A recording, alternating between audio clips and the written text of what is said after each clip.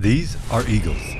They have a 7-foot wingspan and a grip strength that can literally crush bone. They're majestic, powerful, and running away? Yes, those are crows. The eagles are running from tiny little crows. If you've ever looked up and seen a giant eagle desperately flapping away while an average-sized blackbird dive bombs its head, you've witnessed this. It looks completely ridiculous. If you're a 15-pound raptor with daggers on your feet, you shouldn't be getting bullied by a bird that eats garbage out of a McDonald's parking lot. So, why exactly is the sky's most deadly predator actively running away from a bird a fraction of its size? Well, to understand why this is happening, we first have to look at what an apex predator actually means in the wild. Most people assume that being at the very top of the food chain means you live a completely stress-free life. You're the biggest, you're the strongest, so everybody just leaves you alone. But in reality, being the biggest predator in the area just makes you the biggest target. When an eagle moves into a forest, it doesn't just quietly blend in. It's a massive threat to literally everything smaller than it. And for crows, an eagle moving in means their chicks are going to get eaten. So, the crows don't wait for the eagle to attack. They use a preemptive defense mechanism called mobbing. Essentially, the moment an eagle enters their territory, the crows just make the eagle's life completely miserable. They scream, they dive, they harass the eagle until it finally just leaves. But if an eagle is literally built to kill things, why doesn't it just turn around and kill the crow? To put it simply, the main reason the eagle is running away is simply because of just how aerodynamics work. Eagles are massive. They have massive wings that are perfectly designed for soaring on wind currents for hours at a time without flapping. They're built for gliding, and they're built for straight line speed. But when you have a 7-foot wingspan, you have a massive turning radius. Crows, on the other hand, are small, light, and have much shorter wings. This means they can just make sharp, unpredictable turns in a fraction of a second. If an eagle actually gets mad and tries to turn around to grab a crow out of the air, the crow just moves, which is, a pretty effective way not to die. The eagle literally just cannot turn fast enough to catch something that small in midair. The crow will just easily dodge the massive talons, loop around, and immediately go right back to pecking the eagle on the back of the head. In the open air, the eagle literally cannot catch a crow. It's physically impossible. But even if the eagle somehow could magically outmaneuver the crow, fighting back is still a terrible idea. In the wild, everything comes down to calories. When you have a body as massive as an eagle, you have to pay a massive cost just to stay alive. Moving a 15-pound body through the air requires a ton of energy. Flapping those giant wings in sudden bursts to try and fight off an agile target burns through calories incredibly fast. Crows, being much smaller, don't have this problem. They can dart around, dive bomb, and flap aggressively for a long time without burning out. If the eagle actually stops to fight the crow, it's basically guaranteed to lose. Every single calorie the eagle wastes trying to swat away an annoying crow is a calorie it desperately needs to hunt actual food later. If the eagle burns all its energy fighting a bird it can't even catch, it won't have the stamina to hunt a rabbit or a fish later that day. And if it can't hunt, it starves. So, ignoring the crow and flying away is literally the cheapest, most energy-efficient option. And honestly, saving energy isn't even the biggest problem. There's an actual physical danger to fighting back. We look at eagles and see a powerhouse. They have thick feathers, a sharp beak, and scales on their legs. But nature is incredibly unforgiving, and eagles have one glaring weak point: their eyes. An eagle's vision is basically its entire life. An eagle can spot a rabbit from miles away, and they rely entirely on that precision to hunt. But those large, forward-facing eyes are completely exposed. When a crow dive bombs an eagle, it specifically aims for the back of the head, and more importantly, it aims for the face. The risk here is totally one-sided. For the crow, annoying the eagle is just a standard Tuesday. But for the eagle, a single lucky peck from a crow's beak to its eye doesn't just hurt, it blinds them. And a blind eagle is, well, a dead eagle. If it can't see perfectly, it can't hunt, and it will slowly starve to death. So, for the eagle, fighting a crow means risking its entire life for absolutely zero reward. Because even if it wins, an entire gang is waiting for it. It doesn't matter how big the eagle is when it's surrounded by 12 angry crows. Crows are highly social creatures, and they almost never attack alone. If you see one crow harassing an eagle in the sky, there are likely several more waiting in the nearby trees watching. They're basically sitting up there going, "Get him, Frank! We're right behind you!" And the moment the eagle shows weakness, the rest of the flock joins in. This is where being massive actually works against the eagle. An eagle can only look in one direction at a time. When a flock of crows attacks, they coordinate. They swarm the eagle from multiple different angles, specifically targeting the eagle's blind spots. If the eagle turns to snap at a crow on its left, 2 more crows will instantly dive bomb its right side. The eagle is completely overwhelmed. It cannot focus on a single target because the crows refuse to let it. They use their numbers to completely strip away the eagle's ability to defend itself, leaving the sky's apex predator completely helpless. But what happens if the eagle actually gets lucky? Now, I've talked a lot about how the eagle is outmaneuvered, outsmarted, and overwhelmed, but obviously being annoyed doesn't somehow make the eagle weak. If an eagle actually manages to grab a crow, it's game over. An eagle's talons look like this, which means they have more than enough force to instantly snap a crow's spine, crush its ribs, or just completely puncture its internal organs. If a crow gets too cocky and slips up, or if the eagle catches a crow on the ground where it can't use its aerial agility, the eagle will absolutely obliterate it. The eagle is essentially just running away because it literally can't force the crow into a physical brawl in the first place.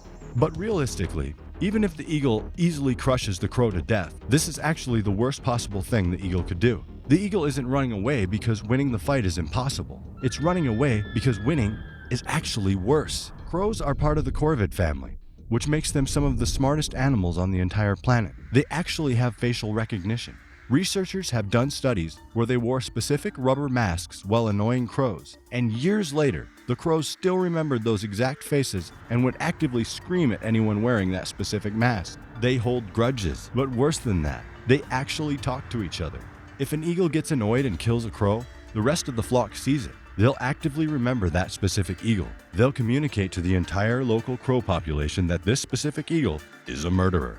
Because if there's one thing you need to know about crows, it's that they're incredibly petty. Killing one crow just guarantees that tomorrow, instead of dealing with 3 annoying crows, the eagle is going to be swarmed by 30 of them. The crows will actively hunt that specific eagle down, relentlessly dive bombing it every single time it tries to hunt, sleep, or feed its chicks, until the eagle is literally forced to abandon its territory and move to a different forest entirely. The harassment gets so bad that the eagle just accepts the disrespect, and sometimes that disrespect reaches absolute absurd levels. If you spend any time on the internet looking at wildlife photography, you have probably seen the viral photos of a crow literally standing on the back of a flying eagle. It looks completely fake. It looks like someone just dragged a ping of a crow onto a bald eagle in Photoshop, but it's 100% real. During these mobbing sessions, crows will sometimes get so comfortable and realize the eagle is so completely helpless, they'll just land on the eagle's back and hitch a free ride midair. So why does the eagle just let this happen? Well, again, it comes down to energy.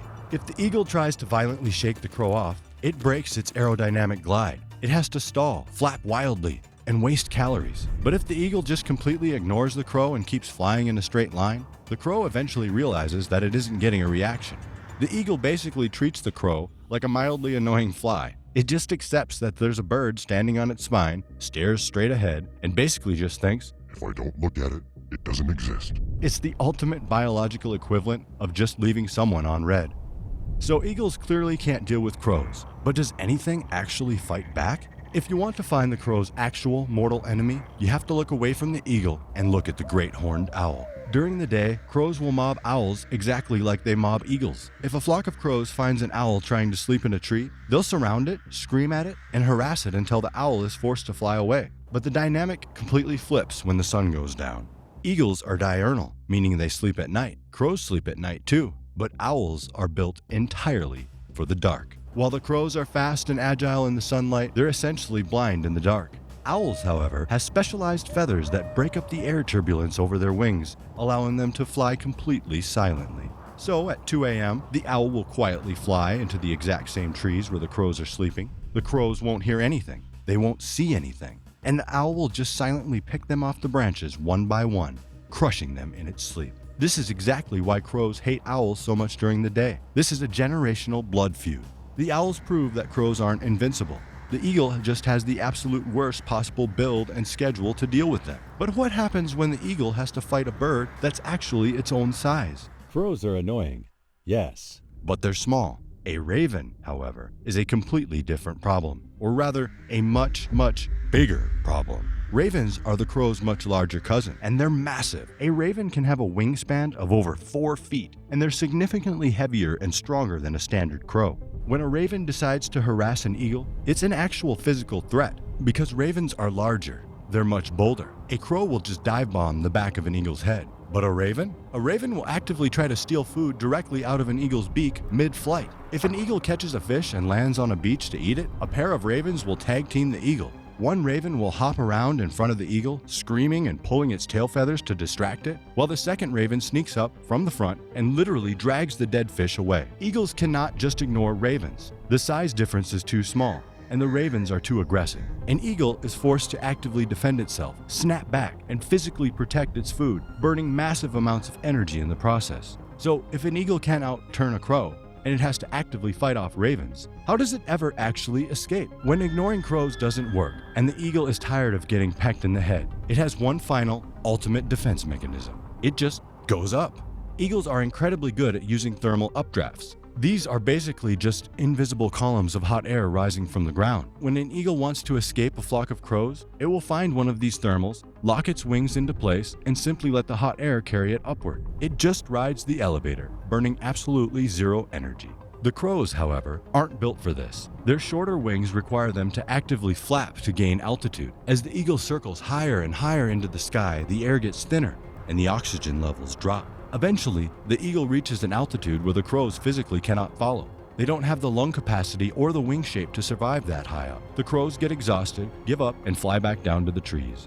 The eagle wins the fight by simply existing in a space where the crows cannot. But what if an eagle couldn't fly away? Could the crows actually kill it? If we look at a hypothetical, worst-case scenario, an injured eagle on the ground, completely surrounded by a massive flock of crows, could they actually kill it? Realistically, no. It's incredibly rare for a healthy adult eagle to ever die from a crow mobbing. The eagle's feathers are too thick, its talons are too deadly. Even on the ground, if a crow gets too close to the eagle's feet, it dies. The crow knows this, so they keep their distance, prioritizing annoyance over actual lethal damage. But the crows aren't even trying to kill the adult eagle. The true threat of a crow mobbing is to the eagle's chicks. When crows swarm an eagle nest, they're running a coordinated heist. The goal is to annoy the adult eagle so intensely that it finally snaps, leaves the nest, and chases after one of the crows. The exact second the adult eagle leaves the nest unguarded, the rest of the flock swoops in. They'll destroy the eggs or actively kill and eat the baby eagles. The crows are simply trying to distract the boss so they can eliminate the next generation,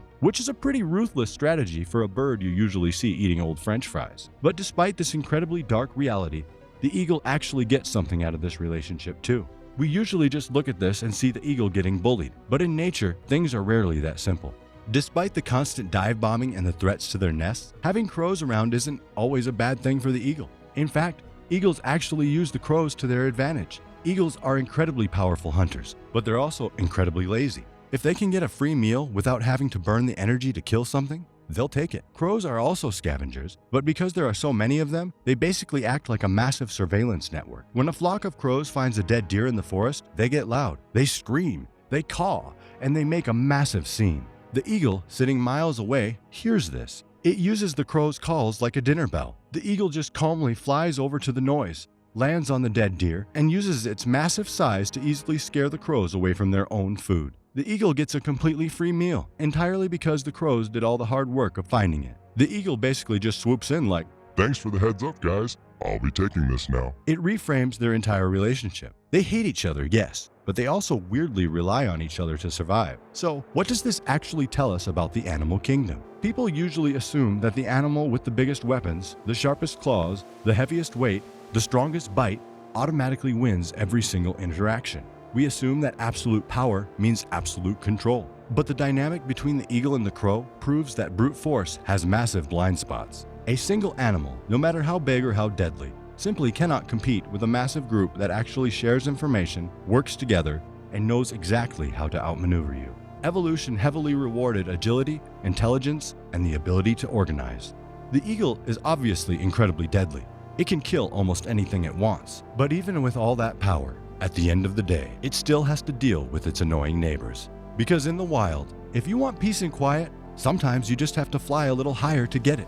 But anyways, I hope you guys enjoyed this one, and thank you so much for watching. If you have any other weird animal matchups or biology topics you want to see me cover next, definitely let me know in the comments. And if you want to keep going and see another video like this one, check it out right here.